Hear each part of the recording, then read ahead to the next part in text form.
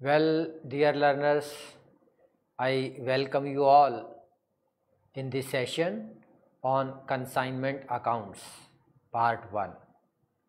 So, this session is meant for the BCom students, and you all might be well aware that the producers often make use of services of selling agents and distributors in their channel of distribution. This is particularly true of the agricultural goods. Selling agents and distributors act in various ways. One of the method used is to receive the goods on consignment basis, and under this system the agent receives the good and undertakes to sell it on the behalf of the consignor. So, here the consignor is a person who asks the agent to sell the goods on his behalf, and the consignee is basically an agent who sells the goods on the behalf of the consignor. He often settles the account. It means the consignee often settles the account of the consignor after all the goods received from him have been sold. So, dear friends, you must be very clear about the concept of the consignee and the consignor. So, the consignor is a person who asks the agent, who asks the consignee to sell the goods on his behalf, and the consignee is a person, or consignee is an agent who sells the goods of the consignor on his behalf. We know the method of working out the profit on each consignment when all goods are sold out. In practice, you will find that at the time of submitting the account sale, some goods may remain unsold. So, here this terminology account sale. So, account sale is nothing, rather it is a statement produced by the consignee to the consignor, in which the description of the goods, the quantity of the goods sold by the consignee is mentioned, and the number of units which are left out, the rate at which the units have been sold. So, all the details pertaining to the sales made by the consignee is mentioned in the account sale. Some goods may remain unsold. Then there is also a possibility of loss while the goods are in transit or while they are lying in the godown of the consignee. So, such loss may occur due to normal or abnormal causes. So, yes, of course, we will discuss the accounting treatment of normal loss and abnormal loss as well. Well friends, in this session you will learn how the value of unsold goods is worked out and recorded in the books of the account, because there may always be a possibility that the 100% of the goods consigned by the consignor may not be sold off by the consignee. Therefore, the learners will learn about the treatment of normal and abnormal losses which may take place in transit or in the godown of the consignee, and their impact on valuation of stock and profit on consignment. So, in case if the normal and abnormal loss takes place, then we will have to see the impact of normal and abnormal losses on the valuation of closing stock and on the profit on consignment. So, these two things are quite essentials when we need to calculate the amount of normal and abnormal loss. Then the question is, what is consignment? So, well friends, as we have discussed that when the goods are sent by a manufacturer or by a trader to an agent to be sold by him on commission basis and at the risk and account of the consignor. So, here the agents act as a seller. He tries to sell the goods on the behalf of the consignor and on commission basis. The risk is completely of the consignor. So, consignee is not at all about the risk involved in the entire process. So, they are said to be sent on consignment. So, when the goods is sent by the consignor to the consignee to be sold off on the commission basis, and the risk is exclusively of the consignor, not that of consignee. So, let us now discuss the features of the consignment. The first one is, goods are forwarded by the consignor to the consignee with an objective of sale at a profit. Yes, of course, this is the first feature, that goods is forwarded by consignor to the consignee with an objective of sales at profit. Then the next one is, under the consignment, goods are to be treated as the property of the consignor. So, though the goods is transferred by the consignor to the consignee, but the ownership of the goods always remains with the consignor, not with that of consignee. And the goods is to be sold at the risk of the consignor only. The consignee does not buy the goods, he merely undertakes to sell the goods on the behalf of the consignor. Then the consignor does not sell the goods to the consignee, because as we have mentioned that the consignee does not buy the goods. So, in the same way, consignor does not sell the goods to the consignee. Therefore, he cannot ask the consignee to pay the price of the goods unless the goods is sold by the consignee on the behalf of the consignor and the sale proceeds are actually realized. Therefore, the next feature is, the consignee agrees to sell the goods for an agreed rate of commission.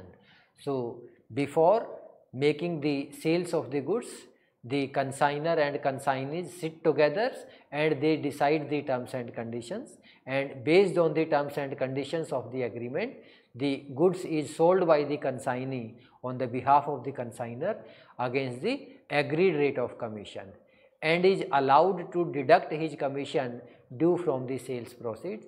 So, here the consignee is allowed to charge his amount of commissions from the sale proceeds.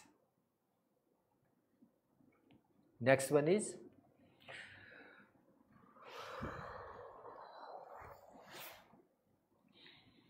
the agent enters into the picture only when he sells the goods and realizes the amount. Yes, of course, until or unless the goods is sold out and the amount is realized by the consignee, the consignor always remains in the picture. But when this things takes place, the consignee or the agents comes into the picture.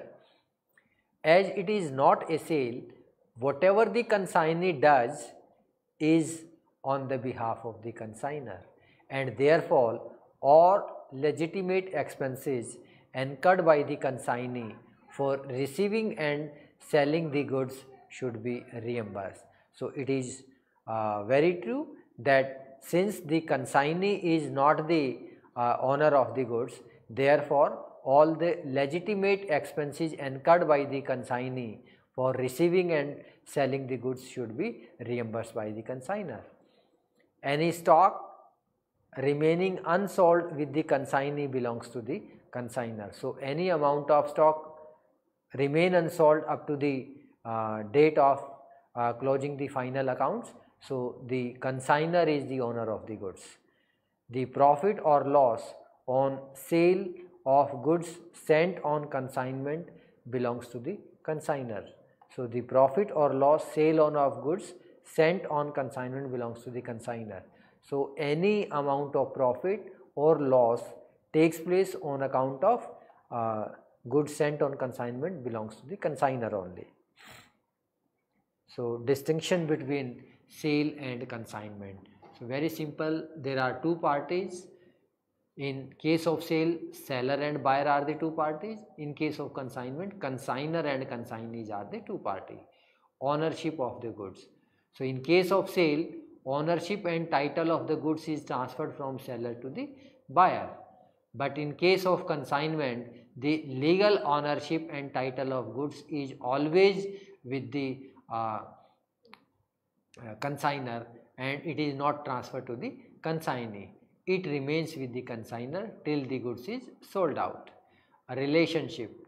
The relationship between the seller and the buyer of goods is that of a creditor and debtor.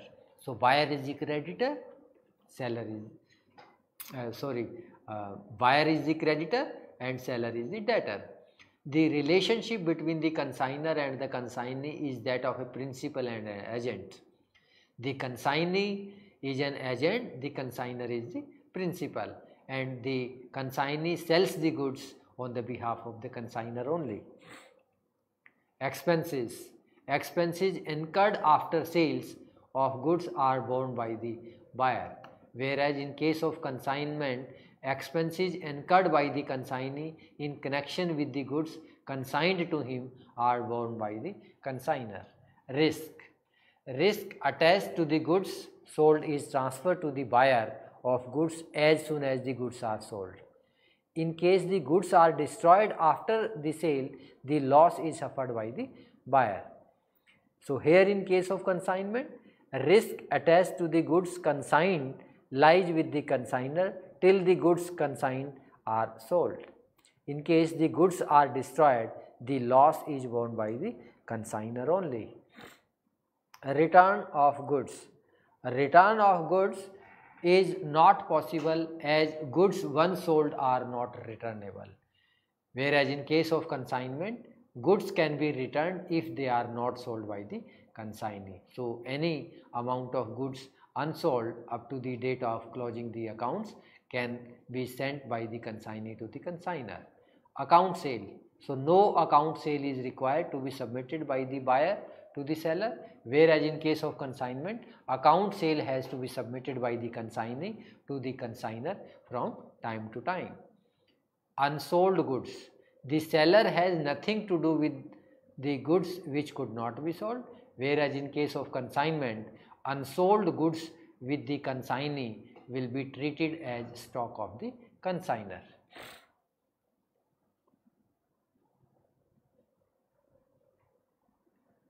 Account sales. As the consignee is an agent and is selling the goods on the behalf of the consignor, he has to furnish the detail of sale proceeds, expenses, commission, etc. to the consignor. He furnishes all these details by means of a statement called account sale.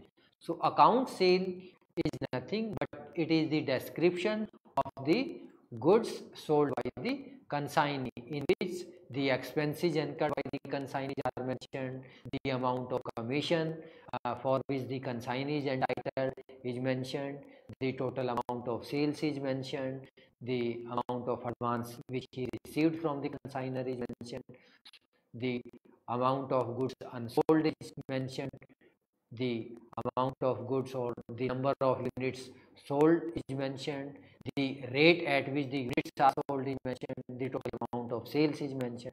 Likewise, this is the statement of comprehensive details made by the consignee. This shows the quantity and description of goods sold, sales proceeds realized, the expenses incurred by the consignee, commission due to him, and the balance amount payable by him to the consignor is mentioned. Special commission.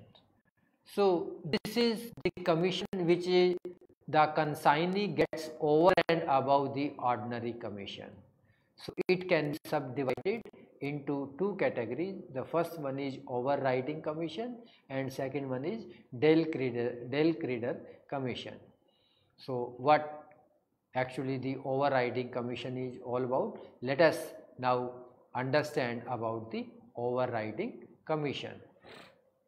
So this is an extra commission allowed over and above the normal commission and is generally offered when the agent is required to put in hard work. This commission is also given for sales at prices higher than the price fixed by the consignor. So in case if the consignor has asked the consignee to sell the goods on a particular rate, but the consignee sells the goods at the rate more than the rate asked by the consignor,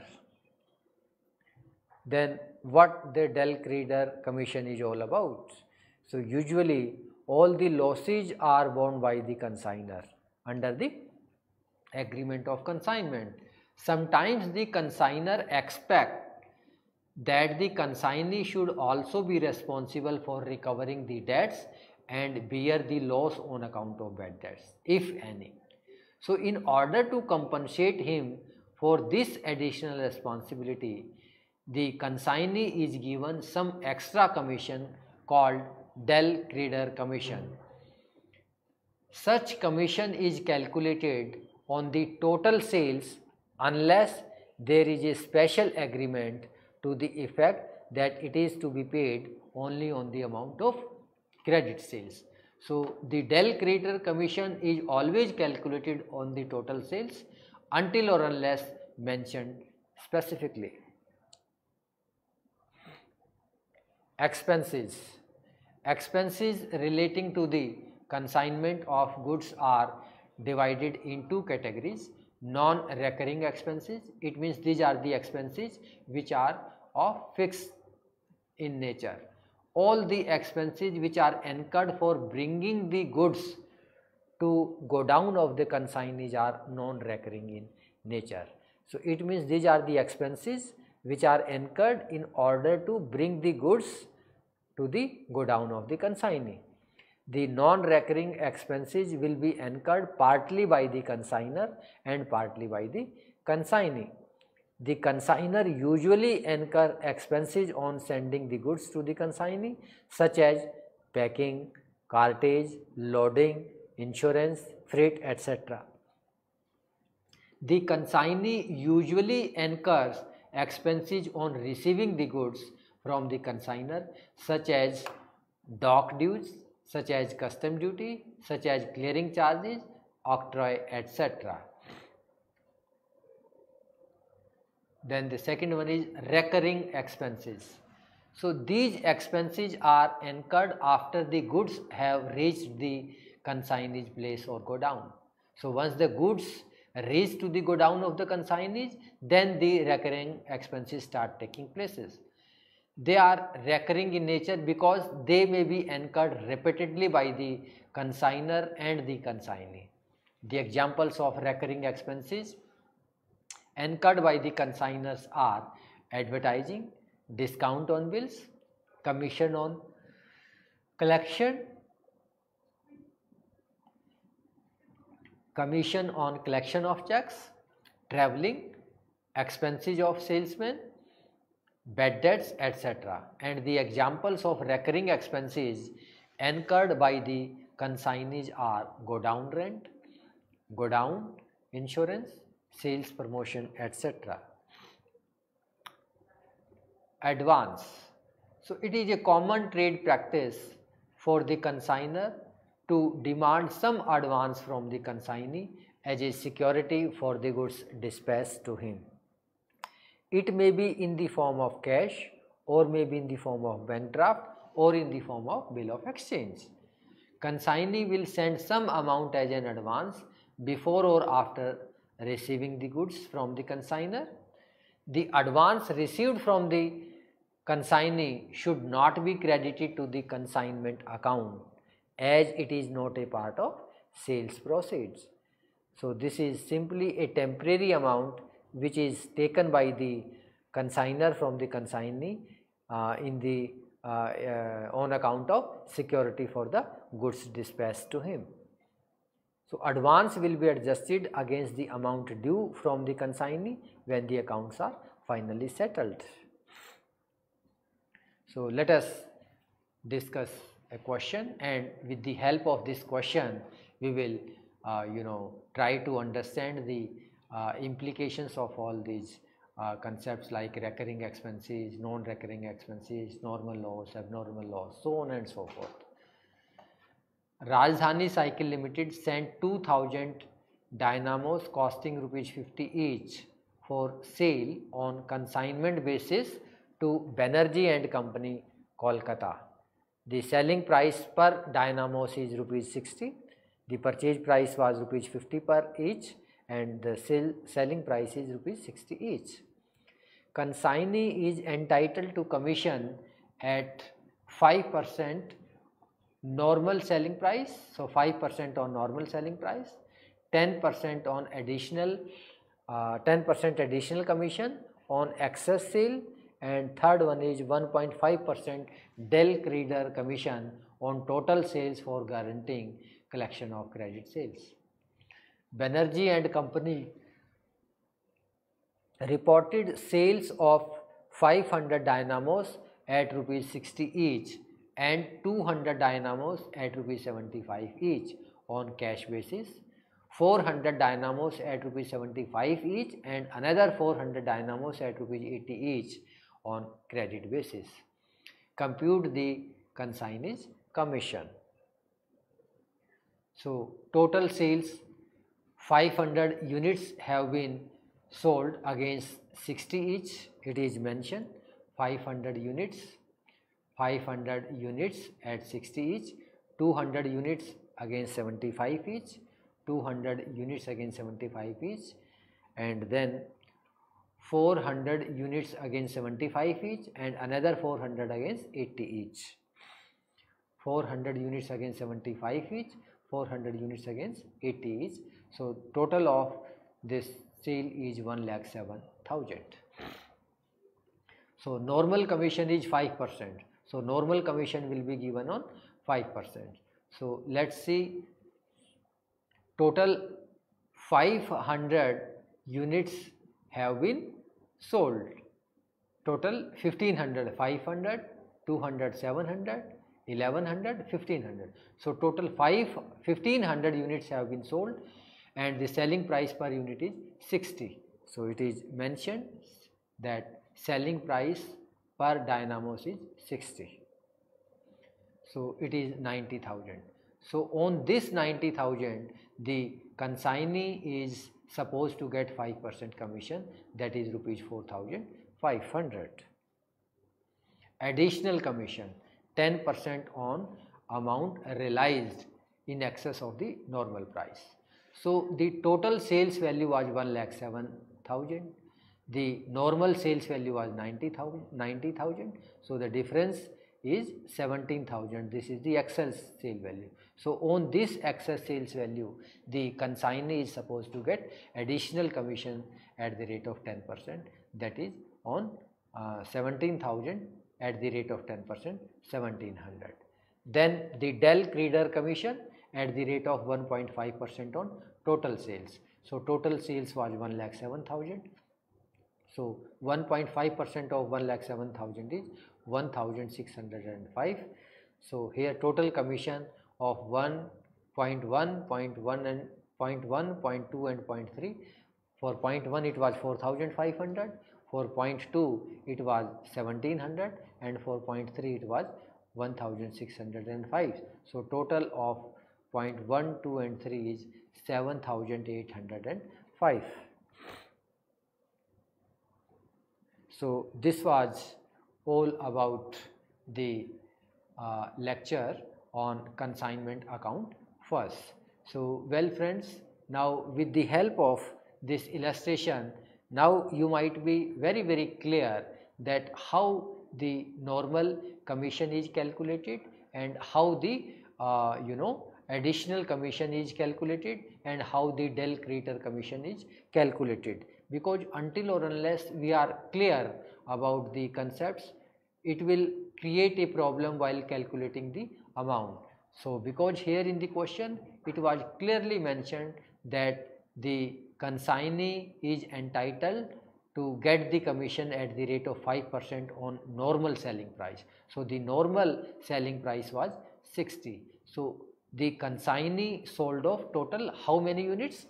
500 units, then 200 units, total 700 units at the rate of this, then 400 units at the rate of this, so 700 and 400 1100, and then another 400 units at the rate of rupees 80 each.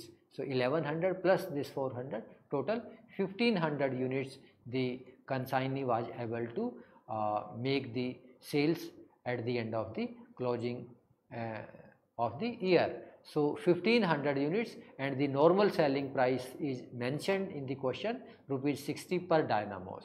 So therefore the normal selling price was 1500 units multiplied by rupees 60 per unit, so total it comes to 90,000 rupees. So therefore the consignee was entitled to get 5% commission on this 90,000. So that was rupees 4,500. Now additional sales, the actual sales made by the consignee was 1,07,000. So we can check it.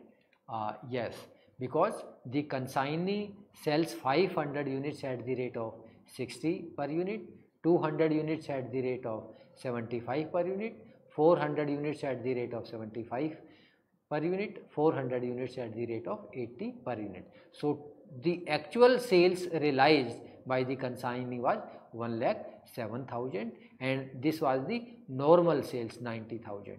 So the consignee was able to make sales of rupees 17,000 beyond the normal sales, because he was able to make the sales of rupees 1,07,000 and the normal sales was 90,000. So beyond this 90,000, the difference between these two, that is 17,000. So therefore the consignee is entitled to get 10% additional commissions on the sales value realized beyond the normal sales value.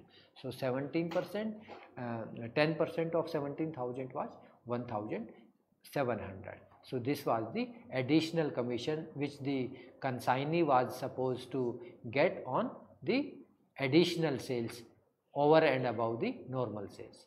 Third one is Dell Creeder commission. So well learners, as we all know that Dell Creeder commission is provided by the consignor to the consignee in order to ensure that in case if the goods is sold by the consignee to the customer on credit basis, in such a situation if the bad debts takes place and if the customer do not make the payment for the goods sold to him on credit basis, then the consignee must also be accountable for that. So in order to ensure that the consignor gives additional commission to the consignee, which is known as Dell Creeder commission, in order to make the consignee responsible for the credit goods, for the goods sold by him on credit basis. So this was the Dell Creeder commission. So Dell Creeder commission is always calculated on the amount of total sales until or unless mentioned otherwise. So the total sales, the actual sales was the 1,07,000. So 1.5% of 1,07,000 was 1,605. So the total amount of commission of 0.1, 0.2 and 0.3 was total 7,805. So this was all about this session on consignment account 1. So I am sure that with the help of this illustration, now students might be well clear about the procedure of calculating the normal commission, additional commission and Dell Creeder commission. So these are the few things which are very, very important while talking about consignment accounts. So I Professor Sunil extend my sincere thanks to my learners for bearing me and listening this and enjoying these sessions to the maximum extent. Thank you very much.